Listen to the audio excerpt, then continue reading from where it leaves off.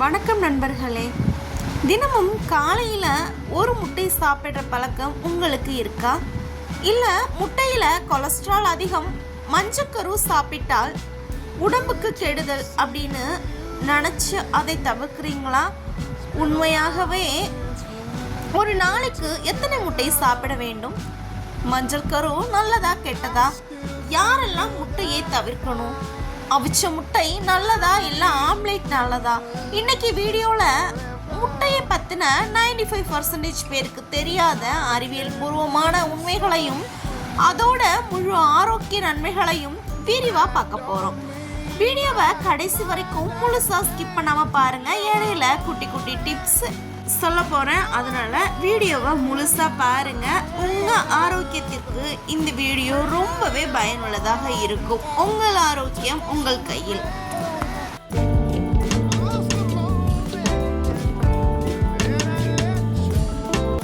முட்டைன்றது இயற்கை நமக்கு கொடுத்த ஒரு சூப்பர் ஃபுட்.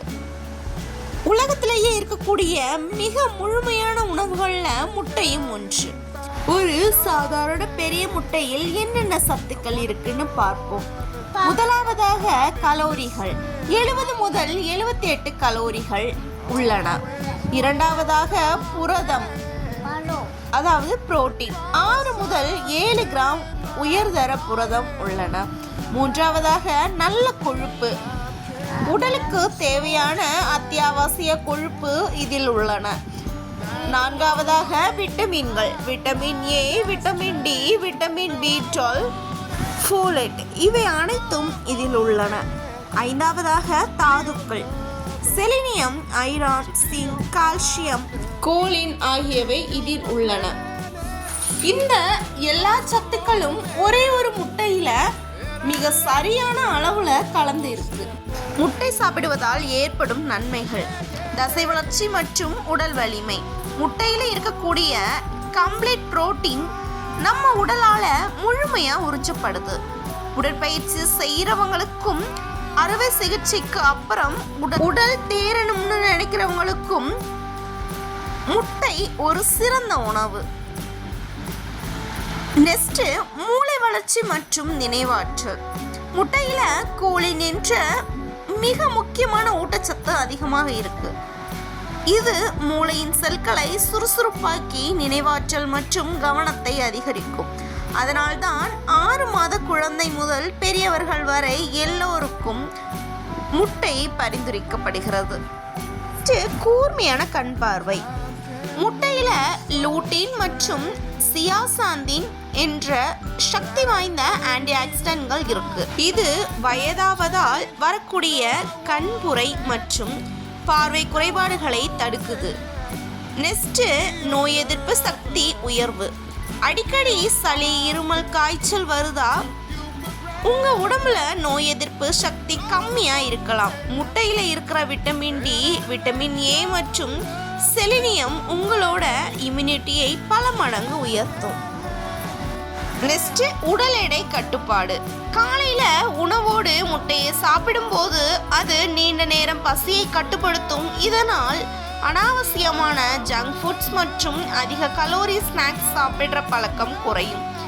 நெக்ஸ்ட், எலும்புகளுக்கு வலிமை. நம்ம உடம்பு கால்சியத்தை உறிஞ்சுவதற்கு விட்டமின் டி ரொம்பவே முக்கியம்.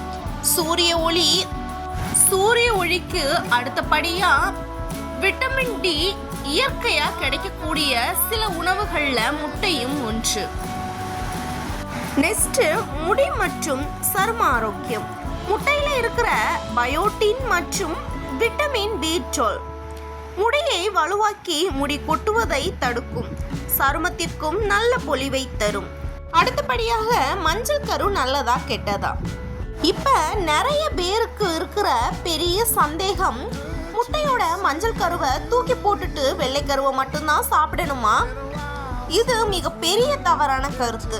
முட்டையோட வெள்ளை கருவில் புரதம் மட்டும்தான் இருக்கு. ஆனால் நாம முன்னாடி பார்த்த vitamin A, vitamin D, choline, lutein, நல்ல கொழுப்பு, இது எல்லாமே மஞ்சள் கருவில் தான் இருக்கு.